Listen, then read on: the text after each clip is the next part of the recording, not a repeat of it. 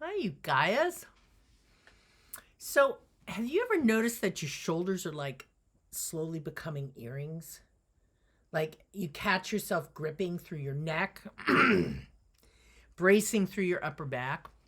Even the jaw wants to get in on the act, and nothing is actually going on. And you feel like you're going a little crazy. And maybe with chronically tense shoulders, you've been trying to stretch them, you massage them, and they still feel like iron. You roll them with balls and foam rollers, but the tension keeps coming back. Well, what if your shoulders aren't tight because they're weak or misaligned to your posture? But what if they're actually armored because they've been tasked with protecting you? Shoulders are particularly susceptible to this kind of armoring. So today I want to show you why that kind of tension isn't a flaw, it's actually intelligence. And I want to teach you a simple, glorious seated practice called Scapular Squares that can help your nervous system feel safe enough to soften because you combine it with your breath and you practice it with awareness. By the end of the video, you'll understand what your shoulders have been holding and how to release them without force. I'm Dr. Melanie Carlone. I'm a somatic physical therapist and a nervous system educator for many years now. And I help people living with chronic tension, chronic pain, burnout, stress, all reconnect to their bodies in a way that helps them feel whole and safe and sustained. So in this episode, I want to unpack why shoulder tension forms in the first place and how it relates to nervous system reflexes. All how it impacts relationships, your work, your home life, your ability to sleep, and how to gently repattern those shoulder blades, your scapula, through simple embodied movement practice. This isn't about fixing your posture. It's about restoring trust and connection in your body. Because think about it, your shoulders kind of sit at a crossroads, right? They connect your arms, your capacity to reach into the world, to defend, to hold, to protect. They connect this horizontal aspect with the verticality of your spine, your rib cage, this torso which houses your heart and your lungs. So when your nervous system senses pressure or responsibility or emotional threat, your shoulders get in there. They become like armor. They lift, they narrow, they brace forward, they pull backwards. That backwards pull is what I call the green light reflex. That sympathetic push. It looks like overdoing, holding everything together, leaning forward into life, trying harder, not knowing when to stop. And sometimes it looks like the red light reflex, the freeze, the collapse. And that looks like shoulders forward, tension through here, slumping, forward head, being rounded in the low back, having a really hard time lifting your head, feeling heavy and fatigued. Neither of those adaptations are wrong. They're simply what your body does to try to protect you. But here's the question. If your shoulders are working to protect you, what exactly do they think they're protecting? So let's zoom it out. Shoulder tension doesn't just affect your arms and your neck and your back. It affects how you show up in life. When your shoulders are chronically lifted and braced, by the very nature of how your rib cage works, your breath starts to become shallow and higher up. It tightens your voice. Your eye contact changes. The way you hold your jaw and your teeth changes. The chest closes. You may look strong on the outside or you may look collapsed, but know that inside, your nervous system is on alert and it's working to protect you. And here's the deeper layer. Many of us learned early in life that being safe meant being responsible or capable, being the strong one, not needing too much. Or you may have learned that being safe meant being invisible, shrinking back, not saying anything. So whether it's the red light of collapse or the green light of tension, the shoulders are at this crossroad and they learn to carry what the heart didn't feel like it was safe to express.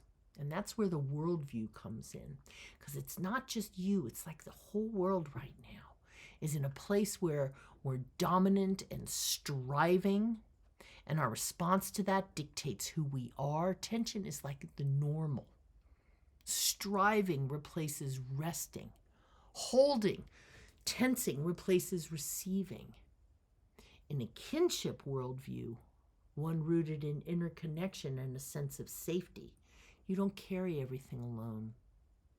We're part of community. Your individual shoulders were never meant to hold the whole world. We were meant to move with it with each other. So, coming back now just to the self, how do we teach our shoulders and this area, the region of the body, the armoring around the heart, how do we teach ourselves that it's safe to move again? So this is where the scapular squares come in. The scapula are kind of an intelligent system you can tap into behind the armor. So let's look at my funny little skeleton here, okay? So remember, I've often said you're designed to be ear over shoulder, over hip, over the highest part of your arch. And your shoulder blades are designed to hang, your shoulders in general, on your rib cage. They don't hold anything up. They are only attached to the entire spinal column at the front of the sternum, here in the sternoclavicular joints. But this shoulder blade and the rotator cuff, the muscles around it, glides on your back. Now here it's pinned, but they're meant to glide and move with your muscles forward, out to the side, backward, rotating outward, rotating inward.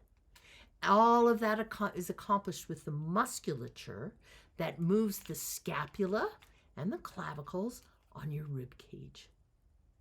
But many of us, with years of tension that keeps us from being able to move the scapula, have forgotten how to move them. So think about it. These scapula glide, they move and are designed to move forward, anterior, backward, posterior, upward or superior, and down, inferior. They're not meant to be glued in one position. Many times we have unilateral forces, like if you're a right-hand mouser and this one's forward, or if you chronically drive and you're turning to the right, if you're in America. Those positions can pull in patterns of holding in the scapula that kind of glue them into places. And then also, if you have a nervous system tensioning, the scapula often gets stuck. They can be pulled upward and forward in freeze, or backwards and downwards in vigilance and reactivity, or asymmetrical, one protected on one side. And for sure, when movement is lost, blood flow decreases, lymphatic flow decreases, muscular tension results and is held for long periods of time. The fascia becomes bound up and thickens, and pain patterns begin to form. And then you go to try to move out of that position. It's like, it feels weird. That doesn't feel right. But that's only because you've gotten amnesia. You've forgotten how to actually move again. So the goal is not to yank your shoulder blades back into perfect posture. The goal is to restore choice, to restore ability to move and do what you want to do. And that starts with awareness. So let me ask you right now, without changing anything, are your shoulders lifted? Are they rounded forward? Does one side feel ahead of the other? Just notice. No fixing, just notice.